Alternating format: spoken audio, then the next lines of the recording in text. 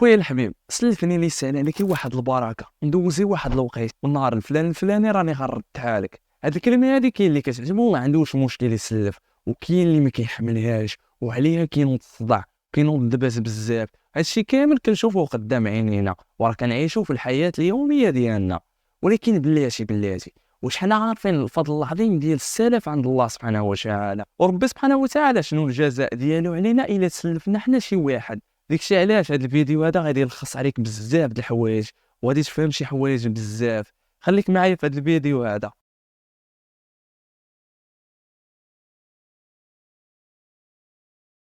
قال النبي صلى الله عليه وسلم ان رجلا بعث الله سبحانه وتعالى وقال ليه: هل فعلت خيرا قط؟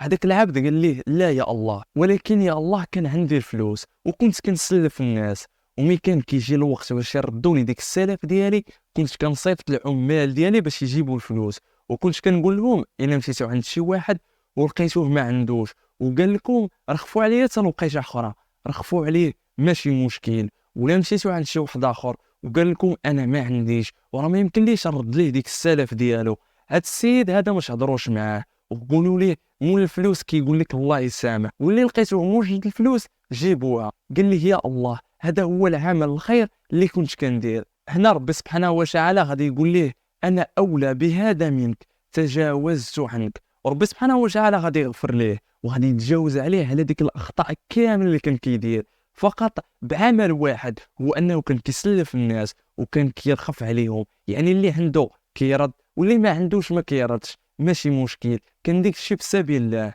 وكيقول النبي صلى الله عليه وسلم انك الا سلفتي شي واحد شي مبلغ معين لواحد المده معينه كيبقى يتحسب لك انك كتصدق بحال ديك المبلغ كل نهار حتى يرجع لك ديك السيد ديك المبلغ ديالك. ولا جا الوقت اللي داير انت وياه وقال لك زيد عطيني شويه د الوقت، انا راه ما وجدليش ديك المبلغ ديالك وانت زدتيه ديك الوقت، كيبقى يتحسب لك انك كتصدق كل نهار بضعفي ديك المبلغ اللي سلفتيه. يعني شوف الفضل الكبير ديال هاد السلف هذا عند الله سبحانه وتعالى. يعني ما كاين ليش يوقع ديك الدباز هذاك، والانسان اللي تسلف ودار مع شي واحد الوقت يحاول يرجعها له في الوقت باش نتجاوزوا بزاف ديال المشاكل وبزاف ديال الصداع. وراه انت الا سلفتيه ديك المبلغ راه عندك الاجر كل نهار حتى نهار يرجع لك ديك المبلغ ديالك. اذا وصلنا لنهايه هذا الفيديو، نتمنى يعجبكم ونتمنى تستافدوا معايا في هذا الفيديو هذا. وكما كنقول ديما ما تنساونيش بلايك وكومونتير وبارطاجي مع لي زامي الا كان هادشي اللي كندير كيعجبك. وما تنساش دوز عندي الانستغرام وفيسبوك كندير شي حاجه مزيونه. كان معكم خوكم عبد الله عزوزي، السلام عليكم.